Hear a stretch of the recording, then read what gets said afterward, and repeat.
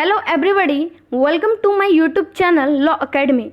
Today we will discuss section 31 of the Criminal Procedure Code 1973. अगर channel पर पहली बार आए हो तो सब्सक्राइब कर देना और बेल आइकन पर क्लिक कर देना जिससे लॉ रिलेटेड वीडियोस की नोटिफिकेशन आपके पास सबसे पहले पहुंचे. So without wasting your time, let's start the video. Section 31 talks about sentence in cases of conviction of several offences at one trial. मतलब कोई पर्सन है जिसने बहुत सारे ऑफेंसेस किए हैं, उन सब की सेंटेंस उसे एक ही ट्रायल में मिलेगी. तो कैसे मिलेगी, क्या है पैटर्न, तो वो बताया गया है. Sub clause 1 says that when a person is convicted at one trial of 2 or more offences the court may subject to the provision of section 71 of the Indian Penal Code sentence him for such offences to the several punishments prescribed therefore which such court is competent to inflict. Such punishments when consisting of imprisonment to commence the one after the expiration of the other in such order as the court may direct unless the court direct that such punishment shall run concurrently. मतलब कि अगर किसी person ने एक से ज़्यादा offences किए हैं तो उन सारे ऑफेंसेस की पनिशमेंट एक ही ट्रायल में दी जा सकती है. और यहाँ पर 2 तरीके दिए गए हैं इम्प्रिजमेंट सुनाने के. पहला है कंजिक्यूटिव सेंटेंस और दूसरा है कंकरेंटली सेंटेंस. अब ये क्या होती है, कंजिक्यूटिव सेंटेंस में होता है कि जिसमें एक के बाद एक ऑफेंसेस की पनिशमेंट स्टार्ट हो जाती है. जैसे कोई पर्सन है कि उसने 3 ऑफेंसेस किए हैं, एक है 5 साल का, एक है 10 साल का और तीसरा है 20 साल का. तो जैसे ही उसकी 5 साल वो पूरी करेगा उसके बाद में उसकी 10 साल वाली पनिशमेंट स्टार्ट हो जाएगी. फिर जैसे 10 साल की ख़त्म होगी तो उसकी 20 साल वाली पनिशमेंट स्टार्ट हो जाएगी. ये जो पैटर्न है वो कंजिक्यूटिव सेंटेंस का है. दूसरा है कंकरेंटली सेंटेंस का, जिसमें जैसे कि वही 3 ऑफेंसेस किए हैं उसने और उनकी सज़ा 5 साल है, एक की 10 साल है और एक की 20 साल है. तो उन तीनों को ऐड ऑन कर सकती हैं उसमें. तो मान लीजिए कोर्ट के ऊपर है वो तीनों को मिला के बोल दे कि 20 साल तक की सज़ा सुनाई गई है, तो वो जो ऑफेंडर है उसे 20 साल तक की सज़ा मिलेगी से.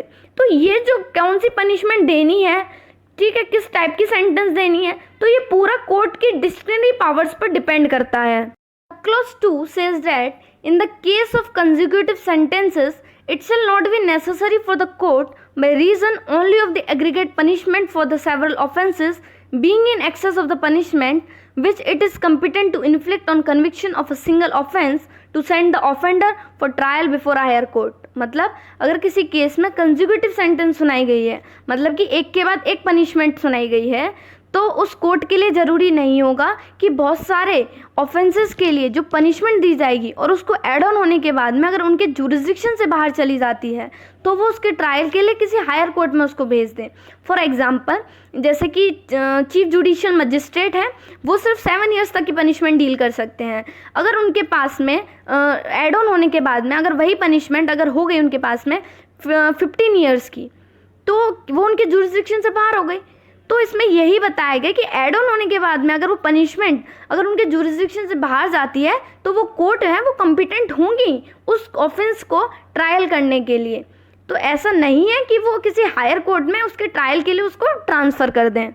प्रोवाइजो भी दिया गया है, provided that sub clause A says that in no case shall such person be sentenced to imprisonment for a longer period than 14 years. मतलब कोई भी मजिस्ट्रेट 14 ईयर्स से ज़्यादा 14 साल से ज़्यादा तक की इम्प्रिजमेंट नहीं दे सकता है. मतलब जितने भी मजिस्ट्रेट हैं वो ऐड ऑन करने के बाद में भी वो 14 साल तक की पनिशमेंट दे सकते हैं, उससे ज़्यादा तक की पनिशमेंट नहीं दे सकते हैं. ठीक. Sub clause B says that the aggregate punishment shall not exceed twice the amount of punishment which the court is competent to inflict for a single offence. मतलब जो मजिस्ट्रेट हैं जितना मैक्सिमम टर्म ऑफ इम्प्रिजमेंट सुनाने के लिए competent हैं, ज़्यादा से ज़्यादा जितनी इम्प्रिजमेंट सुनाने के लिए कम्पिटेंट हैं, उससे वो डबल पनिशमेंट से ज़्यादा नहीं सुना सकते हैं, उसकी वो डबल नहीं सुना सकते हैं. ठीक है. Sub clause 3 says that for the purpose of appeal by a convicted person the aggregate of the consecutive sentences passed against him under this section shall be deemed to be a single sentence. मतलब अगर किसी accuse person को consecutive sentence सुनाई गई है, यानी एक के बाद एक पनिशमेंट सुनाई गई है, और वो अपील करना चाहता है, तो अपील जो की जाएगी किसी भी कंजिक्यूटिव सेंटेंस में तो वो एक ही सिंगल सेंटेंस मानी जाएगी. I hope you all are understood this topic. If anybody have any queries regarding this topic, then put in the comment box. I will definitely giving reply to all of you. And keep sharing my videos to your friends and also do subscribe my channel. अगर video पसंद आए तो like कर देना.